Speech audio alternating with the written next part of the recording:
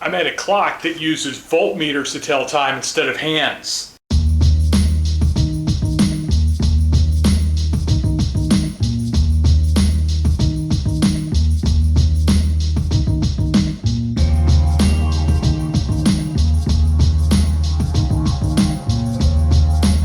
You too should build one of these voltmeter clocks so that you can tell the time using voltmeter instead of clock hands. You know, for safety.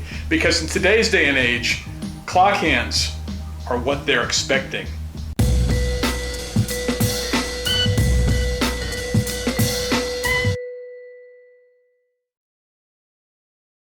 The voltmeter clock uses voltmeters to show hours, minutes, and seconds. But they also call it an angular clock because you can tell time from the angles each voltmeter is at. Either way, it's useful and weird, and that's why we like it. The centerpiece of the clock I'm going to build is called an angular clock. It's a kit from a company called Wicked Device. And you know, with an electronics company with a name like that, I'm going to have to buy their stuff because that's a cool name. I don't have any connection to Wicked Device. I just like their stuff. I think it's cool. We've used kits to build nifty furniture in the past, like our spiffy and awesome Dome of Destiny. It's a whole bunch of electronic kits under a dome with wood. This angular clock kit doesn't require any solder to assemble. It's pretty straightforward. You just plug in the wires and anybody can do it. But we're not going to build it the way they put it together because we do what we want. And plus we want something to look cool. It's going to live behind me here by the eagle to have a clock here on the electronics lab so that I can tell what time it is. And it's going to be great, but it started as a kit. And that kit comes with absolutely everything you need to build an angular clock. Here I'm taking out the plexiglass body, that's the board on the left, and of course you've got the 3 gauges that are going to tell you your time. The clock uses a USB charger, which they included, and a short length of USB cable, but you can use your own if you want.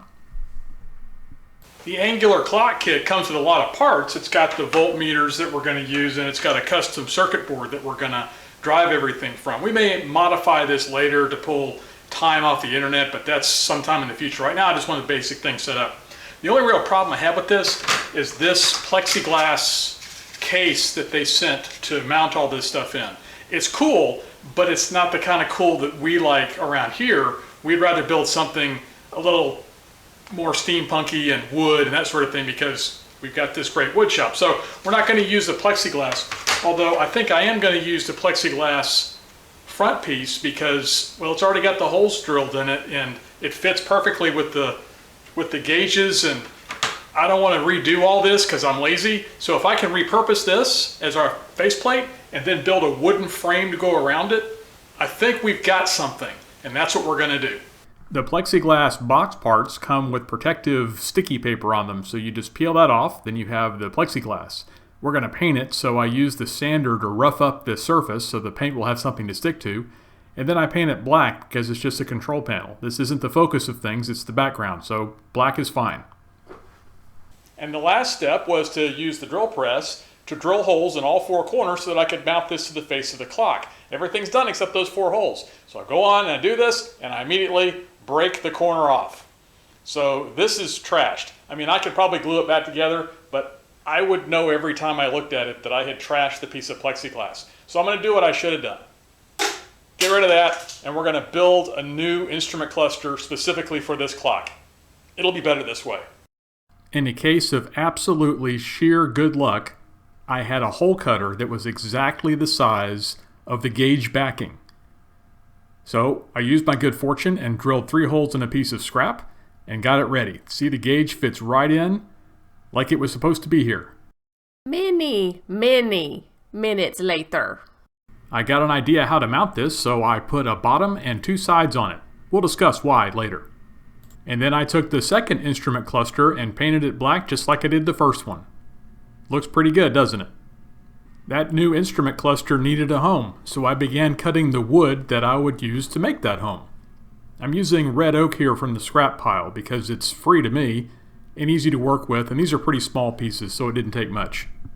And I used that wood to build this box. It's just a simple box with 4 sides, and I've got some screws in the bottom to give it some extra strength, but it's basically just glued together, a little oak box. I didn't figure you wanted to see me assembling this because it was just sticking it together. But this makes a drawer that this is going to slide into.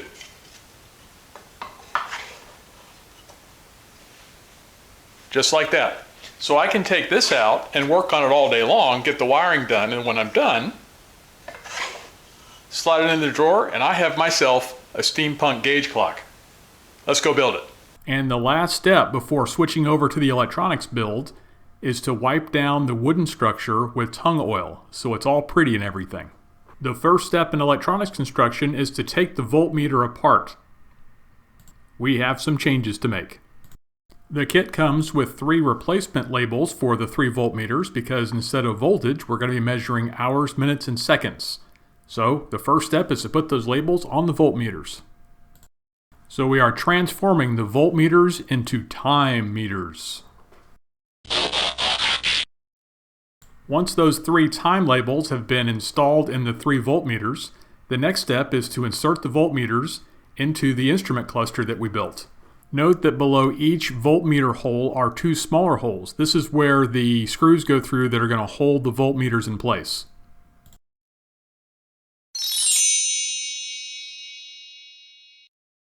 Each voltmeter has 2 screws that hold it in place. Then the time board is mounted. I'm using 4 small screws to hold it to the wooden base. And you can see the adjustment knob on the back. That's how you set the time later. A ribbon cable is used to carry power to the 3 voltmeters.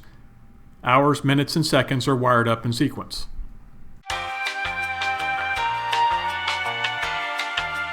Powering up the clock is simplicity itself. Plug in the USB, let it go through its startup routine, which involves those flashing LEDs you see there on the board. And then twist the knob in the back to adjust it to the time that you want it to show.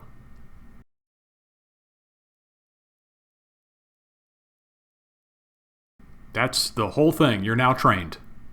With the successful build of the electronics, it's time to build up that wooden case that we built and slide the gauge drawer in. See how easy that was? It looks like we did that on purpose. Then plug it in, let it initialize itself, and adjust it to the time. That's it. This is now one of the coolest clocks that I have. I'm very happy with this build. This was an easy kit to build. No solder, just screw everything together, super simple, and it wasn't hard at all to build our own gauge cluster for it and put it in a better looking box. Better for us. The plexiglass may look good for other people, that's fine. I like this look, and this was super simple, and of course, this is all scrap wood, so it didn't cost me anything. I like this clock a lot, and I may add more capabilities in the future. For example, the board can be flashed with new software. You can get the software for the board off of GitHub and you can make modifications. So one of the things I'm thinking of doing is connecting this to the internet so it'll auto set itself. That would require probably an Arduino board and a wireless connection and so forth, but those are all doable, and I've got plenty of space in the back of the box to do it. That might be fun. Another interesting thing is the gauges have given me some ideas that maybe I could have data readouts that are internet connected that show different things besides time. Think of a clock that gives you the pollen count or sunlight levels or maybe the tide or so forth, and you could tie that back to the internet and you could show a lot of data with gauges from the internet in a way differently than just throwing up a screen and putting up graphics. You could have more of a steam gauge type interface that's not so in your face and doesn't generate light. That's one of the problems with LCD displays is you basically have a little light running. Something like this can very quietly run in the background and it won't light up the room. And don't forget, this was a woodworking project too. Had a chance to come out here to the shop and actually build something that's going to come out of the shop instead of what we've been doing lately, building French cleats and building the supports around the shop. We actually produce things out here. So more of that coming soon. Several projects in my view right now that are under development in here, but it was nice to get back out here, and this was a good one to restart the process with. Thanks to our patrons, you make all this stuff possible, and our patrons get commentaries after all of our project videos talking about what went right, what went wrong, and so forth. So thank you for your help, really appreciate it. We build electronic stuff, furniture stuff, stained glass stuff, other stuff, and if you like the stuff we build, please subscribe and ring that bell so you won't miss next time we put up another video about stuff. But that's it for the angular clock. Hope you enjoyed it. See you next time.